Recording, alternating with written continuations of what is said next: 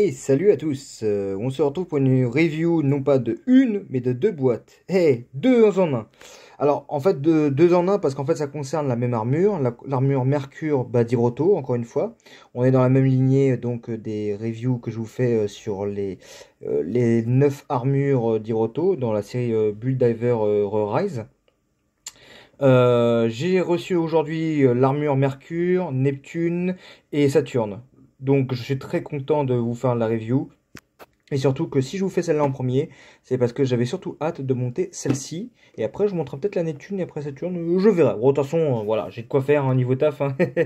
Voilà. Alors l'armure Mercure, donc c'est une armure pour le combat sous-marin. D'ailleurs, c'est pas pour rien qu'on voit l'armure Mercure sous l'eau d'ailleurs. Au passage. Alors ces boîtes-là, donc alors ces boîtes-là, en fait, l'armure Mercure, Neptune et Saturne, elles ont quelque chose de particulier, c'est qu'en fait, il n'y a pas de Gundam à l'intérieur. Ça n'est juste que l'armure et les armes associées. Pour avoir le Gundam en fait en question, alors rassurez-vous, ils disent que carrément qu'il faut acheter le Earthry, donc pour avoir le corps Gundam que voici, hein, que vous avez là, hein, la vidéo. Après, ils vous le disent en notice que c'est celui-là, mais en vrai, c'est là justement là toute la beauté de ces kits, c'est que ces kits-là sont compatibles avec n'importe quel corps Gundam. Oui, n'importe lequel. Vous pouvez l'avoir avec celui-là, avec le Core Gundam 2 que vous avez dans le Raven, avec le Core Gundam 2+, que vous avez dans le Plutine. C'est compatible, totalement.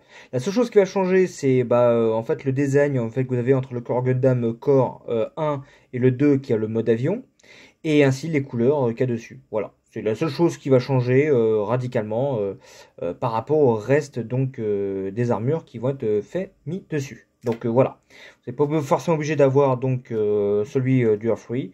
Vous prenez n'importe quel Core Gundam et l'armure associée et ça fera parfaitement l'affaire. Voilà. Par contre, petit coup de gueule, je trouve ça un peu dommage par contre que Bandai vende deux boîtes séparées, une pour l'armure et une en fait pour les armes en fait de l'armure Mercure. Alors, je sais que Bandai a fait ça dans un but, d'ailleurs on le voit même d'ailleurs sur l'image, c'est qu'en fait l'armure d'Hiroto donc ne peut aller que sur le corps Gundam et sur l'armure et sur le corps Gundam d'Alus aussi. Ça, je l'ai appris récemment, hein, donc peut-être que Alus, je le prends peut-être bien hein, pour cette raison-là. Et les armes, en fait, peuvent être mises sur n'importe quel Gundam, en fait, qui peut avoir les points de fixation en question. Donc, si vous voulez vous faire du custom, ces boîtes-là sont parfaites pour ça. Et je sais que ces boîtes-là sont arrachées comme pas possible, notamment la Vénus et la Mars qui sont introuvables. C'est un truc de fou. Donc, voilà. Donc, c'est pour ça que justement, je comprends pourquoi Bandai a voulu faire ça. Mais d'un autre côté, quand vous êtes comme moi, vous voulez faire la collection des armures d'Hiroto, c'est un petit peu moche hein, d'avoir les deux boîtes, forcément, pour se monter l'armure en question. Voilà, bon, c'est un peu le gros reproche que j'ai à faire. Après, niveau prix, vous ne sortez pas trop mal. On se rapproche pour les deux, l'ensemble, pour le prix d'un AG standard. Bon, le prix d'un AG standard, sachant que vous n'avez pas le Gundam pour accrocher tout ça, c'est... Bon, question de point de vue, c'est quand même un peu rush, quand même, hein, voilà.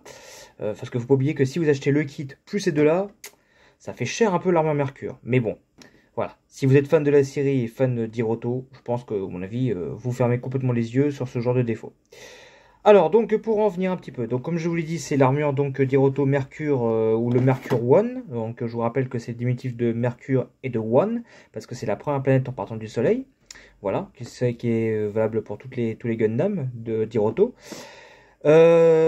Cette armure donc est du combat sous-marin, d'où pourquoi on le voit sous l'eau, pourquoi l'arme est un fusil harpon, pourquoi il y a carrément des espèces de couteaux sous-marins, il y a carrément aussi les ailes aussi pour s'orienter, les ailerons quoi, pour s'orienter sous l'eau.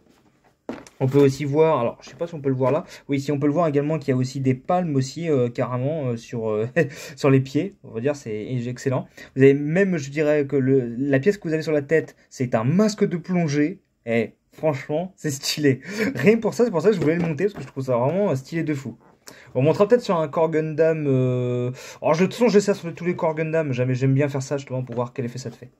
Alors, on va regarder un petit peu. Je vais pas faire de pause hein, sur la vidéo. Regarder un petit peu. Bon, pour l'arme, il y a donc le fusil harpon, il y a le dos. Hein, voilà, tout simplement, avec tous les accessoires. regarde s'il y a d'autres choses à vous montrer. Non, il y a un spécial. Ok. Bon, par contre, là, je vais vous montrer, faire une petite pause. Voilà, désolé pour la coupure, hein. Donc en fait, donc on peut voir que donc l'armure tel qu'il est avec comme le support et le petit socle, comme je vous ai montré précédemment, bah, c'est vendu dedans, hein. Donc voilà, c'est clairement dedans. Donc vous avez l'armure comme ça en fait. Toutes les pièces que vous voyez là-dedans, c'est dans la boîte. Voilà, hein. Donc il vous exprime bien que vous êtes obligé d'avoir en fait bah, le Earth-Free, ce qui fait que vous pouvez assembler. Donc ça donne ça. Et avec donc les armes, ça donne ça. Voilà. Et on peut voir donc voilà le Gundam tout complet avec le corps Gundam, l'armure et l'arme en question. Alors, il va y avoir un léger défaut par contre par rapport à l'arme. Je me suis rendu compte que les petites pointes blanches que vous voyez sur le côté, en fait, il faudra les peindre parce qu'elles ne sont pas du tout en blanc. Il n'y a même pas d'autocollant ni quoi que ce soit. Donc ça, je le ferai donc à la peinture hein, pour que ce soit un peu plus classe. Hein, parce que c'est un petit peu dommage. Ensuite, après, de l'autre côté, bah, après, on a tout le détail de l'armure qu'il y a dessus. On a la très belle affiche de Build Diver Rise. Je crois que c'est l'affiche de la partie 1. Hein, ouais, ça ressemble en tout cas. Parce qu'étant donné que cette armure, on la voit justement dans la partie 1. On va voir ce qu'il y a dans les deux boîtes. Alors pour vous dire que cette vidéo est exceptionnelle parce que on va faire un petit peu... Bon, de toute façon ça va être assez rapide. Hein. Donc on a la première boîte pour les armes, hein, ce que je vais vous montrer parce que bon il n'y a pas grand chose à voir. Hein. Vous avez donc bah, le fusil harpon, tous les accessoires en question. Alors par contre on a un truc qui est très spécial par contre, j'ai découvert ça, je suis un petit peu étonné. C'est cette pièce là en fait qui m'intrigue. En fait elle remplace le fusil qui est censé se greffer dans le fusil harpon. Et parce qu'en fait, le Gundam peut carrément le prendre des deux côtés, comme un fusil harpon, justement. Vous pouvez le faire en position basse allongée, hein, comme s'il plongeait sous l'eau. Ça peut être une position très sympa avec le support et tout le tutti quanti. Et apparemment, ces pièces-là peuvent servir également de dos pour stocker des armes directement sur la tige qui est de chaque côté. Voilà.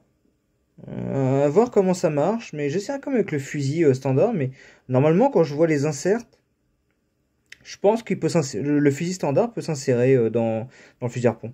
Ouais. Bon, je pense que ça devrait s'insérer. Et comme je dis, par contre, le défaut que l'on a... attendez, monsieur Focus. Voilà, merci. Je sais pas si c'est ce côté-là. Non, c'est là. Voilà. En fait, normalement, les deux parties du milieu que vous voyez, normalement, elles devraient être en blanc. Bah là, en fait, elles ne le sont pas. Et je crois qu'il y a aussi cette partie-là qui devrait être en blanc aussi. Ouais, je suis passé à vérifier. Je vais vérifier ça. Mais normalement, ça devrait être en blanc et c'est pas le cas. Voilà, bon, c'est un petit peu moche, hein, mais bon, bah tant pis. Mais en tout cas, les pièces sont assez jolies. Après, donc, on a le harpon donc, qui va donc sur le fusil. Les petites ailes qui vont derrière qui sont assez stylées, hein, je dois dire. Donc, oh non, il est beau. Il est assez beau. Je vais vous montrer donc l'autre boîte. Alors, comme pour l'autre boîte, évidemment, comme je vous l'ai dit, il n'y a pas de corps Gundam, ce qui fait qu'on n'a que l'armure. Donc, autant vous dire que la review va être un petit peu rapide. Voilà, donc vous avez donc toute l'armure de Mercure. Ce que j'adore, c'est qu'ils ont clairement dit que la couleur, si vous voulez la peindre, c'est marqué bleu navy. Voilà. Bon, je sais pas si on peut dire que c'est un bleu navy qu'on a. Ouais, si, ça ressemble un petit peu au bleu qu'on a, un petit peu comme sur les avions de l'aéronaval. On a un petit peu cette simili-couleur.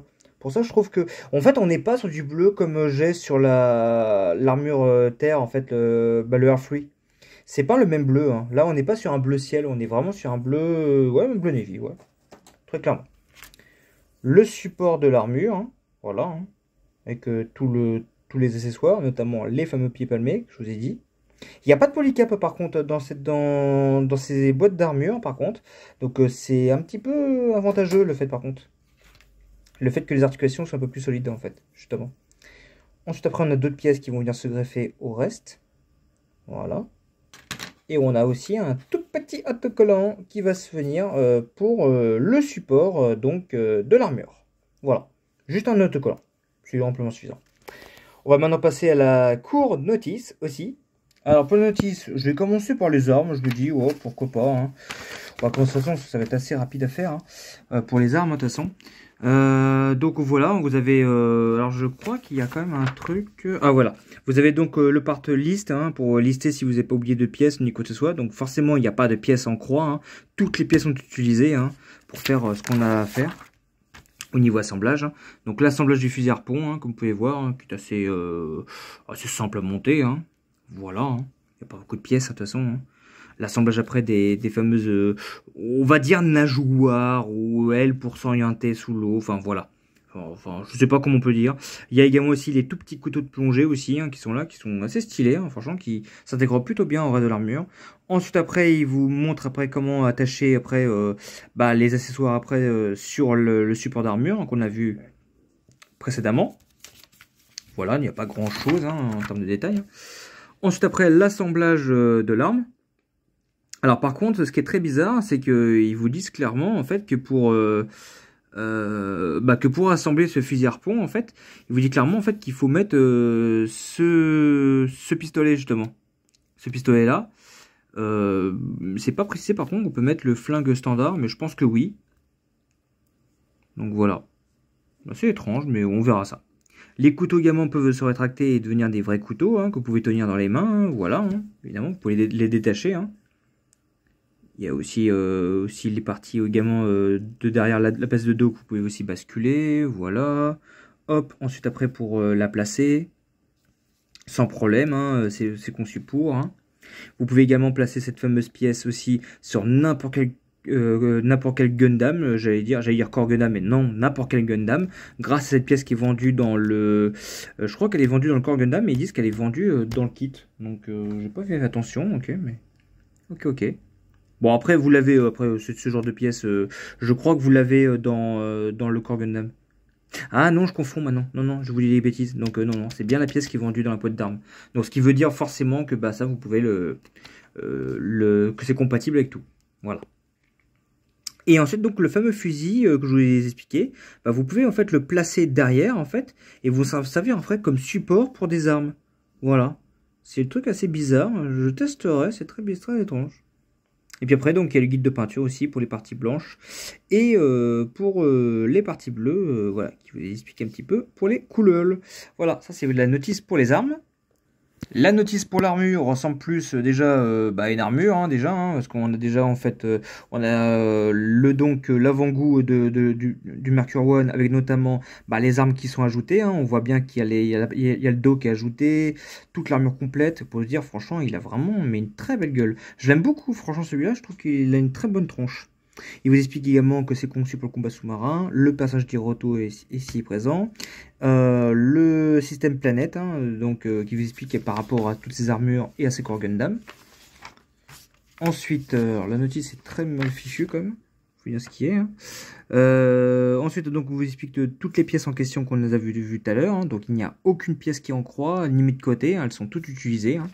Ensuite après donc il vous explique en fait le montage donc du support et de l'armure et ensuite après la mise en place après avec le docking.